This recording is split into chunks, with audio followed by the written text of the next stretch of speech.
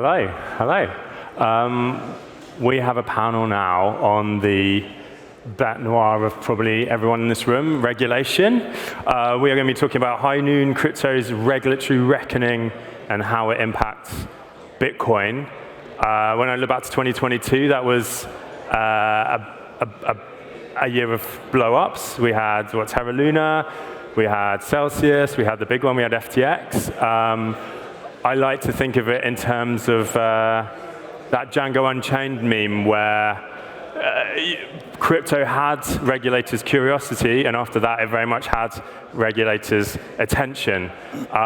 So I have three great panelists here. I would love to start by you just taking 30 seconds to introduce yourself to everyone, and I have a little surprise icebreaker question for you. If you were running an international terrorist organization, would you accept crypto for funding? So maybe we'll start at the end with Brian. Right, I'm Brian Sanyamondo. I'm a barrister and attorney at law. I advise startups and governments in terms of blockchain rollouts and crypto asset recovery. I also run a learn-to-earn platform whereby we incentivize users with Bitcoin. So you learn blockchain and then we incentivize you with Bitcoin. Yeah, that's about me. Thank you. And would you accept Bitcoin or crypto if you were trying to fund terrorist activities? And if so, why or why not? I would. You would? Yeah. Why? Well, basically, it gets rid of the intermediary, okay? So the money doesn't have to go through clearing houses and the sort of rigorous KYC. If you're looking at it from a proper decentralized aspect, yeah, it can work that way. But if it goes through the centralized exchanges, it becomes a bit tricky. So that untraceable nature appeals to you in your new role? So it's the typical lawyer answer, it depends. Rena, tell us a bit about yourself. Yeah. Hi, my name is Rena. I'm with Trust Machines. We are a Bitcoin products company. Our entire mission is to unlock the 500 billion in Bitcoin capital, deploy it directly to the L2, and create a application economy for Bitcoin. Previously, I was with Binance US, where I was employee number 2. And then regarding terrorism, I probably would use Monero if I was a terrorist. At least you get some privacy enabled. Yeah? Okay. Yeah. I like your reasoning. Tell us about yourself. My name is Vlad. I'm a solicitor at Fox Williams. We're a full house law firm, and I work in the commercial technology team with a focus on crypto, IP, commercial agreements, and data protection regulations, etc. So in terms of terrorist financing, I half expect this question to be one where I answer yes, and then I walk outside and I'm meted by police officers purely who put me in handcuffs. Yeah. I would say no because of the traceability of it. So. Interesting. The opposite to Brian. Okay. Yeah. I mean, that's the thing for me. That's the heart of the question. Is it traceable or not? I don't know. Anyway, I'm going to start with a question to Brian. So, in theory, Bitcoin is a mechanism for trustless global payments, and it, in theory, is beyond the reach of regulators. In practice, it's a bit more complicated than that. So how can regulators insert themselves into that process of Bitcoin payments? Like, what are the levers they can pull? Okay, so when Bitcoin started, you have to look at the concept behind it, yeah? It was this beautiful concept of decentralized peer-to-peer transfer of value, okay? So it was somewhere here, futuristic, way beyond time.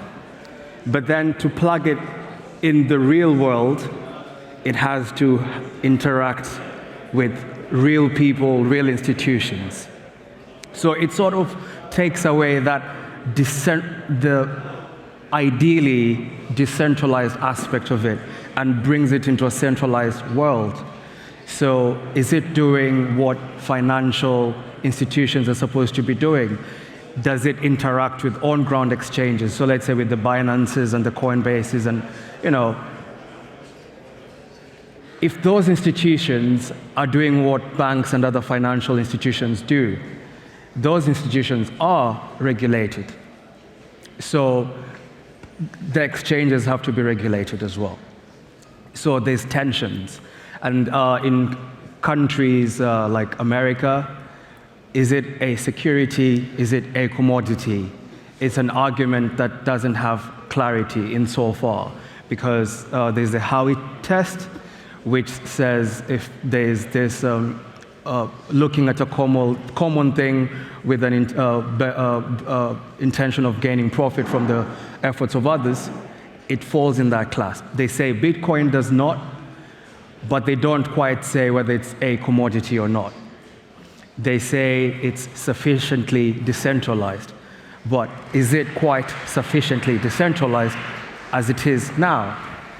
So away from that, there's also things like tax implications.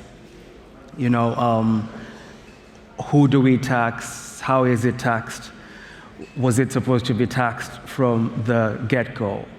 In terms of aspects like privacy, is it traceable? It's pseudonymous. It's not fully anonymous. So there's too many things in play, and different jurisdictions are looking at it from a different way. So unless you have a uniform way of looking at it, it's something that we still have to grapple with, okay? And with the abundance of caution and belaboring this point, there's some jurisdictions that are recognizing the Bitcoin as a property. So for example, in England and Wales and other common law countries like Singapore, they've recognized it as a form of property. So it means the authorities are aware of it, and it's part of the system in a way, but not fully accepted as well. So it's always very sketchy, yeah. I want to come to Vlad and ask Vlad. The premise of this panel is that regulators are taking a keener interest in Bitcoin and crypto. Is that correct in your experience? Is the premise of this panel right? Has interest been ramping up? And if so, why? Is it the things I was talking about in the introduction, or is it something else? Sure. So, yeah, definitely regulators are taking a more active role in most jurisdictions, some for the better, some for the worse. I think there are a few factors that drive this increased interest. Ironically, maybe one of the biggest ones, the keynote issue with SFX imploding, is that had almost nothing to do with the underlying crypto that caused the issue. It was an issue of fraud, and that could have happened in any industry without any particular underlying blockchain or use of cryptocurrency. But the rise of these big profile type occurrences, Luna before it that you mentioned, has definitely made regulators more active in the space. They want to protect consumers, so that is one driving force, the protection of the public. But I think also another aspect boils down to the fact that people see, some regulators see regulation as a type of gold rush, because if they're the ones who set the gold standard of what is good crypto regulation, then the world will follow in those footsteps, and they can be an authority and also a hub for crypto businesses, for crypto transactions, and that's where the money will flow in. So you see a lot of regulators now rushing to try and get good laws out and good legislation out. The UK is one of those where they're trying to take a very active role. I wouldn't say that they are rushing to get legislation out. It seems that their approach is more to take stock of everything that's going on, to consider the regulations that need to be put in place, and to slowly roll out legislation that actually works. And we'll talk about it later on this panel, I'm sure, but the recent Financial Promotions Cryptocurrency Act that came out is an example of that. So it's those two factors that are driving increased regulator attention. I'll come to Rena. So you work for Trust Machines, and Trust Machines is building this ecosystem of apps on Bitcoin, right? Mm-hmm. So I'm curious, like, what are those? Give us a few examples of the most popular apps you've got. I'm struggling to kind of envision what they actually are. So I think it's important to think about Bitcoin both L1 and L2 because you need applications on both. The L1 is predominantly focused on UX improvements through wallets like the Leather wallet or other areas to flawlessly move Bitcoin in and out. The L2 is where the real innovation comes from products on Bitcoin. Ones that we are building are touching DeFi or NFT marketplaces, things that allow you to scale innovation in a way that brings Bitcoin capital fully deployed.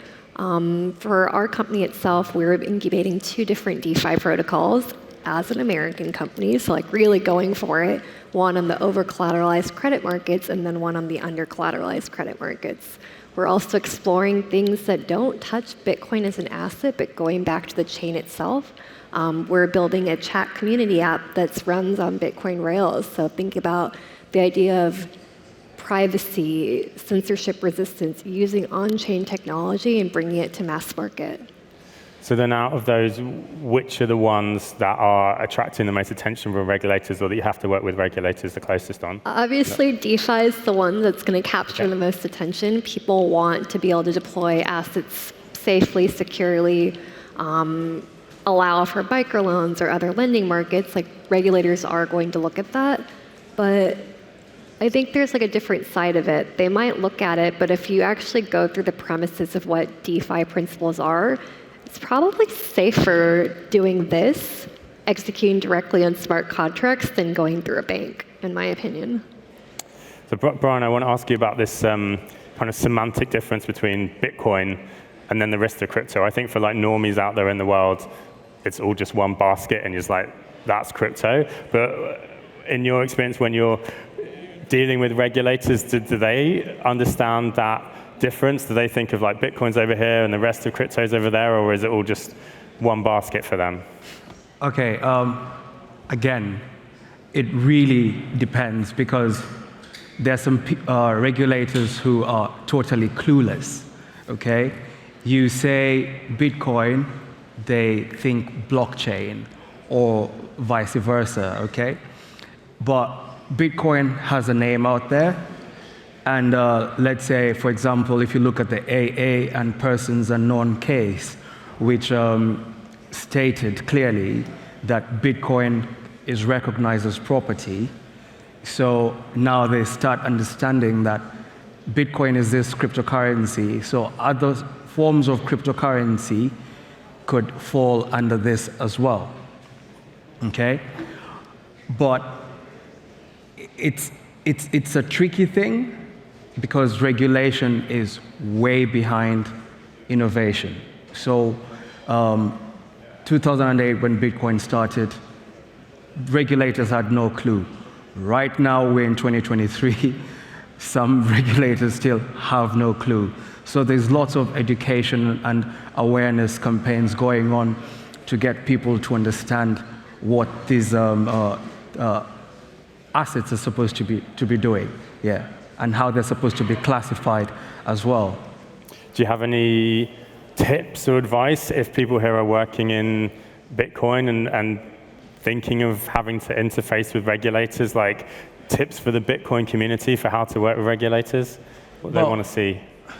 There has to be this partnership where the community, first of all, is upfront and transparent. This is Bitcoin. This is what it's supposed to achieve. This is how we at X and Y Stacks, this is how we want to build. And these are the apps, and this is how they work. So there has to be that sort of cooperation. There has to be that transparency. There has to be willingness from both sides to listen to each other. I think the tension here comes when it comes to the disclosure requirements, because what the regulators are saying, we need to know what's going on.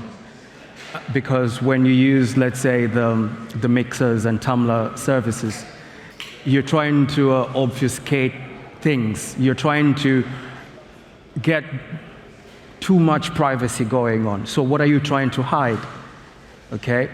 But also, when it comes to other sorts of regulation, too much transparency is also not good because there isn't data protection as well. So it's just about the communities interacting with each other and educating each other, because the asset class is now here. You can't work by yourself. You have to work jointly and together. Yeah. I want to come to Rena as a representative of the USA over here. I want to ask, why has the Securities and Exchange Commission been so reluctant to approve a spot Bitcoin ETF? Like, what do you think their thinking is there? In their opinion, because our exchanges are unregulated, their opinion, because they don't have oversight, they don't feel comfortable in issuing a Bitcoin spot ETF. Every other country has gotten on board. Canada has a spot ETF. It's actually a travesty to be American and wanting to build in Bitcoin right now. We are subject to arcane laws from the 1930s that really don't apply to digital assets. Does it matter if a spot Bitcoin ETF gets approval? I mean, I think this week's fake news proved that it does matter. Like, when capital flows into the market, price will potentially appreciate. More and more people are coming in. Like, think about the 10 ETFs that are on queue in America. That's 17 trillion in assets that potentially would be flowing into Bitcoin. Bitcoin is also a scarce asset. So when you have all this capital coming in, people are really going to think of what comes next, what do I do more? And that's where the builders, all the folks here, really come into play.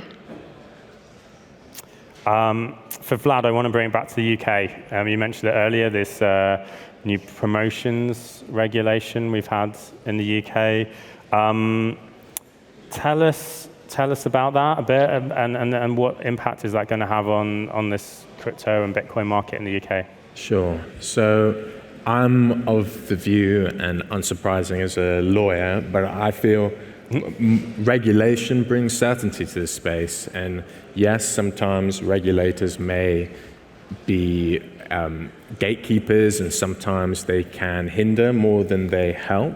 But in a nascent space where there's still so much bad press floating around, I think the regulator acts as a stamp of approval. And if something is regulated, then people, the wider public, can be more confident about the product, or in this case, crypto as a whole.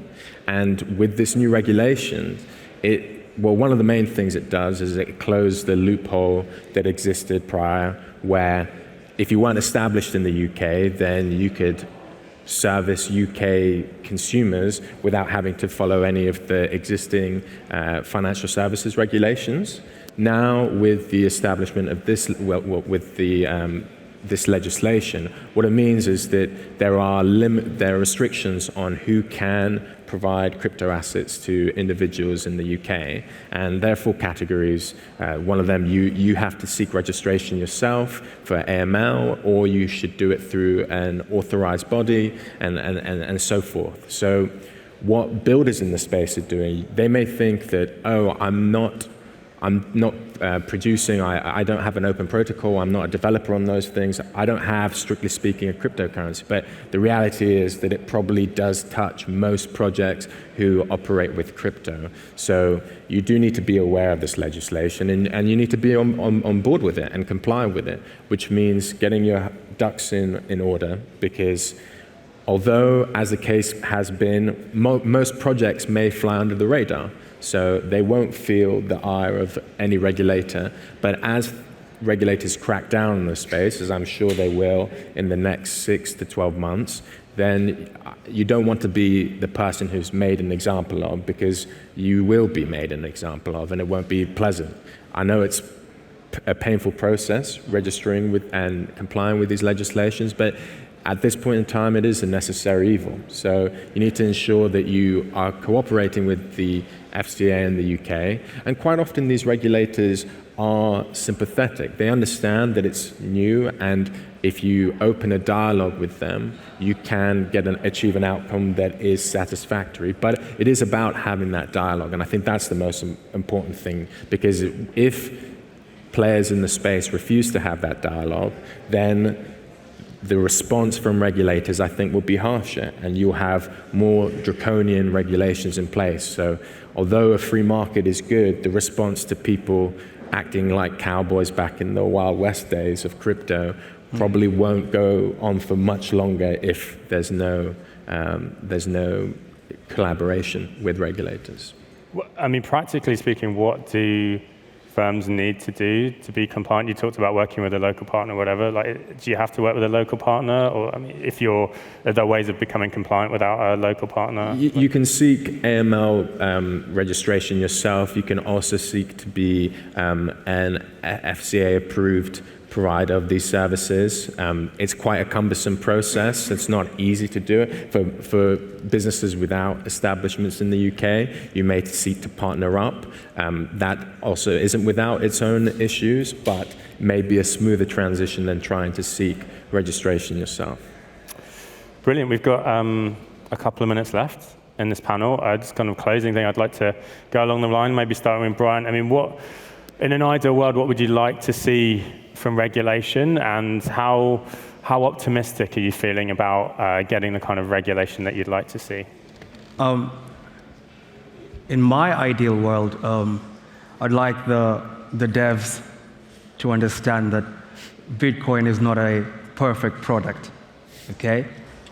And there's shortcomings to it as well, okay? And what's important is investor and consumer protection, all right? Chair Gensler says this all the time. It sounds a bit, all over the place, but people do get hurt in this, okay? And recovering those assets is a very expensive process, especially in the courts here in England and Wales. It's very expensive. So we just need to be in a situation where the devs understand that regulation has a role to play. As Vlad has said, people have to be protected. And when you have a rule book, even the scammers will know how to scam according to the rule book, okay? But the finance industry has been known for too much fraudulent activities. So let's just come to terms and work together. Rina? I'm probably the opposite approach of you as the builder and the dev, but what I want to see is like regulators to at least have a little bit more of an open mind, at least in America.